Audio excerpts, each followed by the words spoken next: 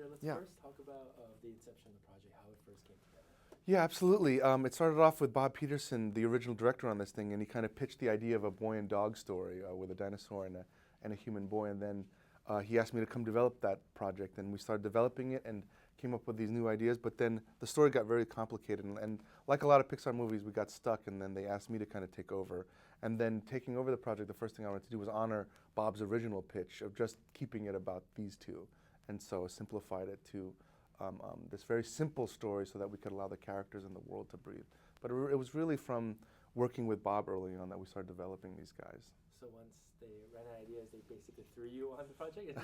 Is Kinda, no. I had been with Bob really from the beginning of this thing, and so for me it was interesting because I had the experience of seeing all the other paths that were tried, you know. And so was this your first time directing? Yes. So talk about that and your first experience, and it must have been a lot of pressure on your shoulders. Yeah, absolutely. You know what? Like directing one of these movies at Pixar is daunting because of the history there. Like you just can't shake what the films that have been done. Can this live amongst those? Can this be of one of those movies? And but at a certain time, you just have to push it out of the way to just keep going. This obviously, yeah, this is my first time. I was terrified. There were so many moments where, you know, I didn't have all the answers and I was really scared. But, you know, the studio is run by directors. John Lasseter is our boss, but he's also a filmmaker at the same time. He's literally making a film right now. All of them are. And so they've been on that journey before. And so the times that I've had success, they were like, hey, good for you. The times that I've fallen and had mistakes, they can say that I've fallen there too, but it's okay, keep going forward. And so, yeah, it was an amazing ride. You know, that support was incredible. Yeah, this movie features also a lot of beautiful landscapes. Yeah, yeah. So does that include a lot of going out to places? Yeah, oh man, we went on river rafting rides, horseback trips, you know, we went cattle rustling, and it was just incredible. You know, I'd never been really on a horse before, and then going out there for the first time really kind of changed my view of all of that, and it was really inspiring.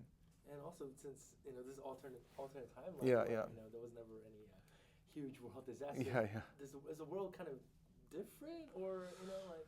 It's only different that we're trying to find like a place where you need to feel like you need to survive everywhere you go. Like it's beautiful, but it's also dangerous at the same time.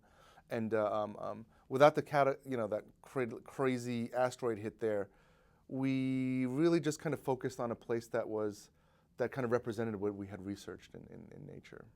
And you put together a great voice cast as well. Oh yeah, right on. Was it just a whole series of auditions, or did you already have people in mind? How that all It was mostly a series of auditions. There was Frances McDormand was one of the first voices that we had cast for the previous version of the film, and we were lucky enough to keep her going on the film as Mama. But then everyone else, you know, Arlo, when we first started off, was a much older character, and so all the voices were cast appropriately to that. But then once I made Arlo a younger character, we had to rejigger everything and then go through that same audition process. Not audition process, but like kind of listening to tapes and everything. And what were some of the biggest challenges in doing this movie? Boy, I have to say the time pressure really had us in story and in location building. Those were the biggest challenges, because at Pixar, when you put up a story, you have to kind of turn it over constantly and try to find the gold in it. And so it was just getting the story up as fast as we can and then tearing it down and then getting it up as fast as we can in the time that we had to make this thing.